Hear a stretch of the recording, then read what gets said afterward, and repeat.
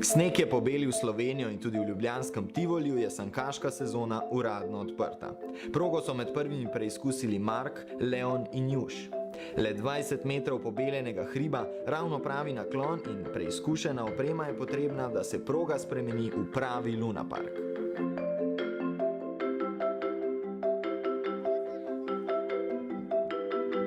Kaj je najbolj fajn, ko se sankaš? Ja, fajn je, je hiter, pa veliko snega.